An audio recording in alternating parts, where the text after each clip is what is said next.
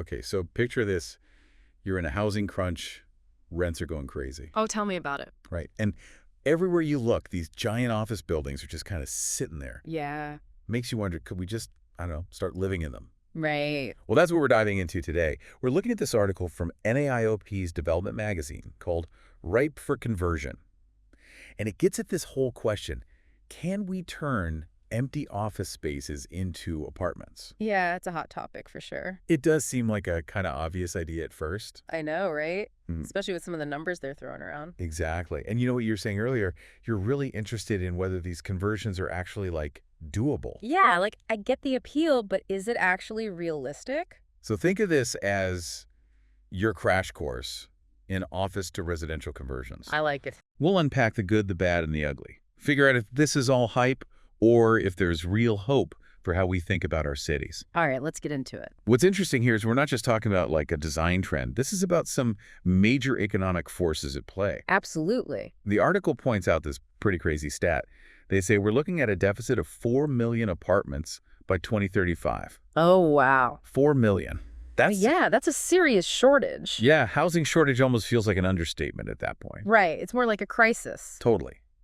And it's like we're playing this giant game of Tetris, but we can't find the right pieces to make it all fit. I love that analogy. And speaking of those missing pieces, the article says nearly 20% of Class A office space in major cities is vacant. Wow, 20%. That's huge. It's like the market is saying, hey, maybe try something different with those giant empty buildings. Yeah, it's practically begging for a change. It really does feel like a perfect storm, right? It does. You've got this massive need for housing, especially for younger generations who are getting priced out. Which is a huge problem. And at the same time, all these office spaces are struggling to find a purpose with so many people working remotely. And don't forget, rising mortgage rates are pushing more people toward renting, which just adds fuel to that fire. Totally. So you've got all this demand for apartments and all this potentially available space. On the surface, it seems like such a win-win. Right.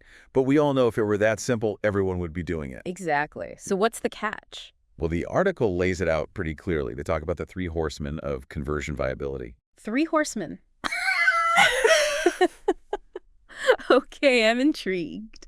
Location, Yeah. floor plate, and cost. Okay, those are big ones. And you're not kidding about them being deal breakers. Oh, absolutely. These aren't just real estate I was buzzwords. going to say, I need a translation here. They can make or break a project. Right, so let's break this down one by one, starting with location. I get it. Location, location, location.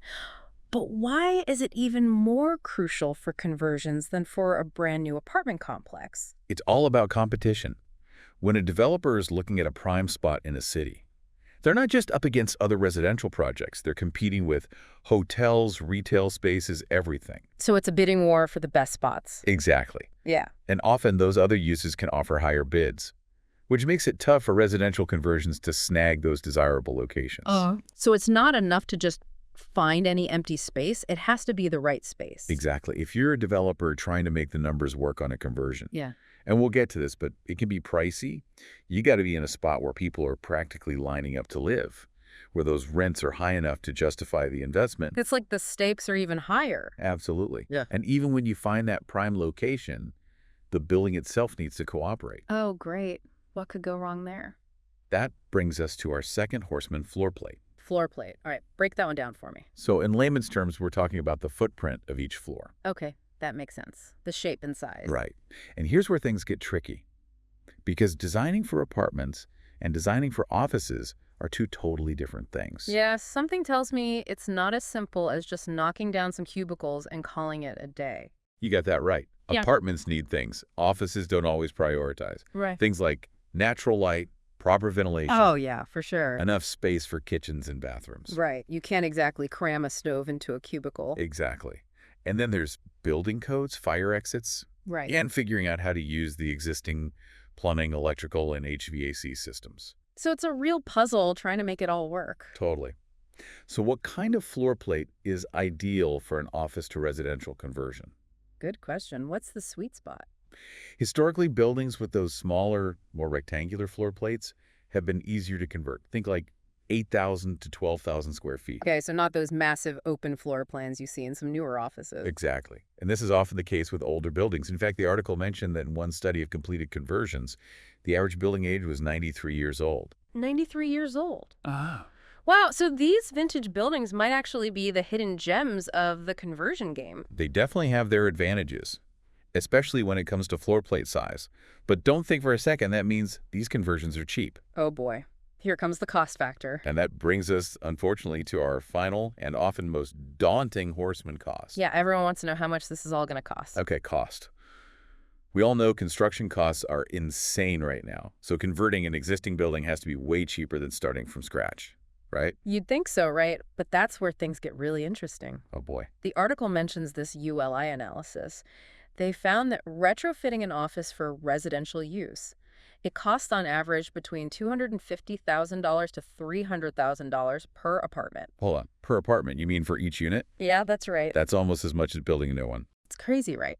Especially when you think about the average price for a multifamily property right now, which is just under $240,000 per unit.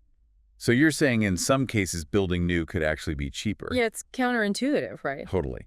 So if conversions can be this expensive, how is anyone making the numbers work? Well, it all comes down to finding the right opportunity and crunching the numbers. One of the biggest factors is something called latent demand. Latent demand. Okay, what's that? Basically, it means you need to make sure there are enough people who actually want to live in these converted spaces and that they're willing to pay rents that justify those conversion costs. So you could have a perfect building in a prime location, but if nobody wants to live there, the whole project is a bust. Exactly. It's like throwing a party and nobody shows up. It's all about finding that sweet spot where the economics make sense. And often that means looking for ways to bridge the affordability gap. This is where government incentives can be huge. Okay, so if I'm a developer looking to tackle one of these conversions, where would I be hitting up the government for help? Well, there are a few key areas where those incentives can really move the needle. Tax breaks are a big one. And there are also grants available, especially for projects that include affordable housing units. Makes sense. And then there are things like streamlined permitting processes, which can save developers a ton of time and money. Because as they say, time is money. Exactly. The faster you can get those units on the market, the faster you start seeing a return on your investment. Right. But let's be real, there's always another layer to this, isn't there? Politics. Ah, yes, politics. You can't forget about the politics. The article touches on this, and it's a crucial piece of the puzzle. Oh, absolutely. Zoning changes, for instance, can be a major hurdle. For sure. And then there's community pushback to consider. It's that whole not my backyard thing. Everyone wants more affordable housing, but nobody wants it next door. Exactly. And it just goes to show how complex these projects can be. It's not just about bricks and mortar. It's about addressing community concerns, dealing with potential displacement, and making sure the project benefits everyone, not just developers. So it's not as simple as just slapping some apartments into any old office building and calling it a day. Not even close. There's a lot to consider. And the article actually dives into some specific scenarios to illustrate this. Can you walk us through those? Absolutely. So they lay out two possible scenarios, an aggressive one and a conservative one, to show the potential impact of conversions on the office and residential markets. Okay, so like a best case and worst case scenario. Exactly. It helps understand the range of possibilities. I like it. So what makes these two scenarios different? The key difference is the assumptions they're based on. The aggressive scenario assumes you could convert buildings with floor plates up to 30,000 square feet, while the conservative scenario limits it to those with floor plates no bigger than 20,000 square feet. Right, because we talked about how those smaller, more rectangular floor plates are generally better suited for residential use. Exactly. So the aggressive scenario is basically saying, let's try to convert as much office space as we can. While the conservative scenario is more selective. It focuses on buildings that are more likely to work well for residential. Makes sense. And the other big difference is how they define a viable candidate.